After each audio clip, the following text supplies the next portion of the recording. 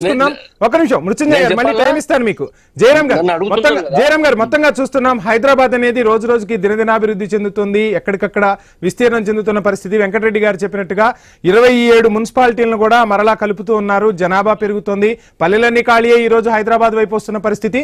రెండు తెలుగు రాష్ట్రాలకు కూడా ఒక రకంగా చెప్పాలంటే దిక్సూచి ఏది అంటే హైదరాబాద్ అయింది. సో ఎలా చూస్తున్నారు ఈ హిల్ట్ పాలసీని? మొత్తంగా హైదరాబాద్ అభివృద్ధి చెందుతుంది, అభివృద్ధి చెందే దగ్గర పరిశ్రమలన్నీ తీసుకెళ్లి ఓఆర్ఆర్ అవతల పెట్టాలన్న నిర్ణయాన్ని ఎలా చూస్తున్నారు? స్వాగతిస్తారా? ఏం చెప్తారు? మీకు ప్యానెల్లో ఉన్న మిత్రులకు, న్యూస్ ప్రేక్షకులకు నమస్కారాలు. ఇక్కడ హైదరాబాద్ ఇండస్ట్రియల్ ల్యాండ్స్ ట్రాన్స్ఫర్మేషన్ ఏదైతే ఉందో ఆ భాగంగా ఇప్పుడు మనం మాట్లాడుతున్నాం. రాజకీయ పార్టీలు ఏం చెప్తున్నాయి అంటే పల్లేరుగాయ ఎటు వేస్తే అటు చక్కగా ఉంటుంది. సో ఏ రాజకీయ పార్టీకి అనుగుణంగా ఆ రాజకీయ పార్టీ మాట్లాడుతుంది. ఇది వాస్తవాలు ఎంత? హిల్ట్ భూములు అసలు ఎవరి చేతుల్లో ఉన్నాయి? హిల్ట్ భూములు వచ్చేసి 94.2%. సో ఈ భూములన్నీ సో ఆధిపత్య కులాల చేతిలో ఉన్నాయి. నెంబర్ 1, ఆధిపత్య కులాల చేతిలో ఉన్న ఈ భూములు ఇక్కడ వీళ్ళు అభివృద్ధి అయిన తర్వాత మళ్ళీ ఈ భూములు మరొక ఆధిపత్య కులాల చేతిలోకి ఇవి ట్రాన్స్ఫర్ అవుతాయి.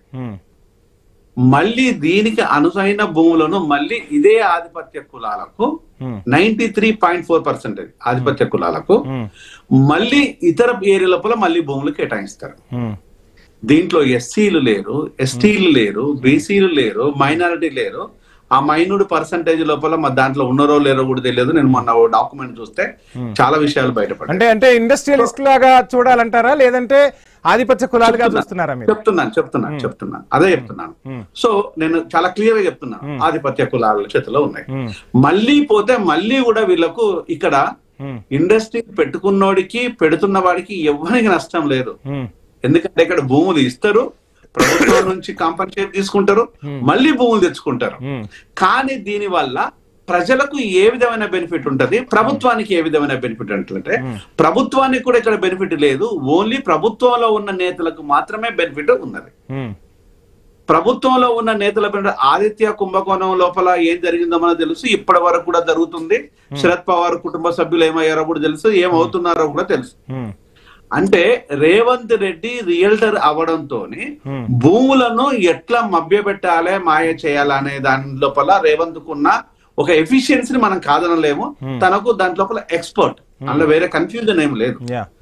ఆ ఎక్స్పర్టైజేషన్ ని ప్రజల భూములను, ఇండస్ట్రియల్ భూములను, ఇతర భూములన్నింటినీ కొల్లగొట్టడం కోసం ఇది ఒక ప్రయత్నంలో భాగం. కానీ ఇది సక్సెస్ అవుతుందా అవ్వదా తర్వాత విషయం. ఇది ప్రజలకు మేలుకుంటా కాదు. ఈ భూములన్నీ వచ్చేసి 9,000కు పైచిలు కాదు, దగ్గరగా 14,000 ఎకరాల భూములు. అంటే ఇంత పెద్ద భూముల లోపల ఇంతకు ముందు మిత్రులు ఏం చెప్పినా పక్కన పెట్టే ఎకరానికి ముద్దు మనం లెక్కలు పెట్టొద్దు. ఈ ఇన్ని వేల ఎకరాల భూముల లోపల కనీసం 10,000 రౌండ్ ఫిగర్ అనుకుందాము.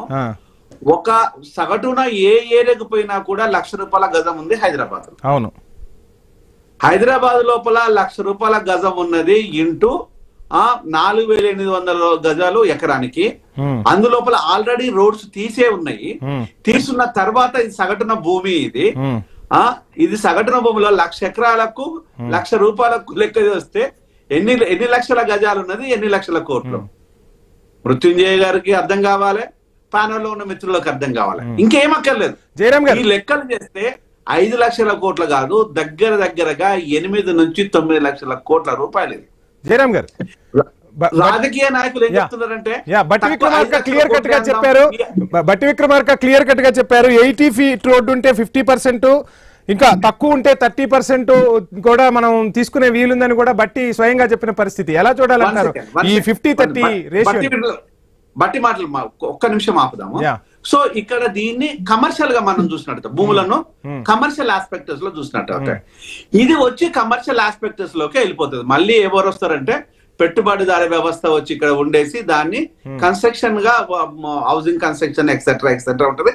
అక్కడ ఎకరానికి ₹1,00,000 పెట్టిన భూమి అప్పుడు ఫీట్ కు ఏ రకంగా ఉంటుందంటే కన్స్ట్రక్షన్ వాల్యూ లోపల ఒక ఫీట్ కు 10 నుంచి 15,000 రూపాయలు ఇప్పుడు ధరలు పలుకుతాయి. ఇదే ఉప్పల్ లోపల పక్కన డివైస్ కంపెనీ లోపల ఇప్పుడు జరుగుతాయి అది 10,500 రూపాయలకు ఎస్ఎఫ్టీ ఉంది. ఇది బంజారాయిల్స్ ప్రాంతాల లోపల 16,000 రూపాయలు ఎస్ఎఫ్టీ ఉంది. హైటెక్ సిటీ లోపల ఇంచుమించు కొంచెం 1000 అటు ఇటు అక్కడ కూడా అలానే ఉంది. అంటే ఈ రోజు అది ఎన్ని లక్షల కోట్లు మల్టిప్లై అవుతుంది చూడండి. అంటే ఊహకు కూడా అందని మల్టిప్లై ఇది. ఈ మల్టిప్లేను సహజంగా సాధారణంగా కాదనే వాళ్ళు ఎవరన్నా ఉన్నారా? ప్రజలకి తెలియదా అంటే మాలాంటి వాళ్ళని చెప్తాం మేము. దీన్ని మేము గుడలు పెట్టుకొని చెప్పాం. జై భీమ్ ఆర్గనైజేషన్ తరపు నుంచి మేము ఈ విషయం లోపల రేవంత్ ఉంటాడా, బట్టి విక్రమార్క ఉంటాడా, శ్రీధర్ బాబు ఉంటారా, ఎవరుంటారా మాకు అవసరం లేదు. అందులో కేసీఆర్ ఉన్నా కేటీఆర్ ఉన్నా కూడా అవసరం లేదు. ఈ సమస్య వీళ్ళను బొందబెడుతుంది. వీళ్ళను ప్రజలు పెట్టాల్సిన పని లేదు. ఇది సమస్య. వీళ్ళకి కనిపించేది తేనె తొట్టి, ఇది పులిమీర స్వారీ లాంటిది. మీరు ఆడుతున్న డ్రామా ప్రజలకు తెలియంది కాదు.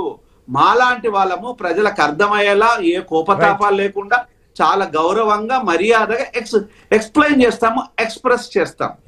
ఎందుకంటే ఇది మా డ్యూటీ. మేము ప్రతిపక్షంలో లేని ప్రజలు ప్రతిపక్ష నాయకులు అన్న ఒక నిమిషం అంతే తప్పితే ఇట్లా భూములను కొల్లగొట్టడం లోపల బీఆర్ఎస్ నుంచి మొదలవుతే కాంగ్రెస్ దాన్ని ఇంకా పటిష్టంగా చేసింది. అంటే తెలంగాణ తల్లిని చెరబడుతున్నది నాయకులు మాత్రమే. గతించిన 10 ఏళ్ల లోపల నాయకులు చెరబట్టిన్లు, ఇప్పుడు 2 ఏళ్ల లోపల అంతకు 10 రెట్లు ఎక్కువ రేటు చెరబడుతున్నారు. రైట్. అంటే ఇక్కడ ఇప్పుడు ఏంటంటే మేము నీతిమంతులము. ఒక్కటి నిమిషం, నేను మేము నీతిమంతులము. అయ్యా మీరు నీతిమంతులైతే 1000 లక్షల కోట్ల భూములు మీ చేతులకు ఎట్లొస్తున్నాయి? మేము అవినీతి పరులం అయితే మాకు దగ్గరికి ఎందుకు రావటం లేదని ప్రజలు అడుగుతున్నారు. ప్రజలకు ఇవ్వండి సమాధానం చెప్పండి. రాజకీయ నాయకులు అందరూ నీతిమంతులే, మీకు లక్షల కోట్ల రూపాయలు ఎట్లా వస్తున్నాయి? ప్రజలందరూ అవినీతి పరులే. ఎందుకంటే 500 రూపాయలు పెట్టి తీసుకొని ఓటేస్తున్నారు కదా, వీళ్ళు అవినీతి పరులు. ఇక్కడ 1000 కోట్లు కొట్టేస్తున్నారు కదా, వాళ్ళు నీతిమంతులు. మరి వీళ్ళు ఎందుకు ఎదుగుతలేరు, మీరు ఎందుకు ఎదుగుతున్నారు? దానికి ఆన్సర్ చెప్పండి అయ్యా. అరే ఇప్పుడు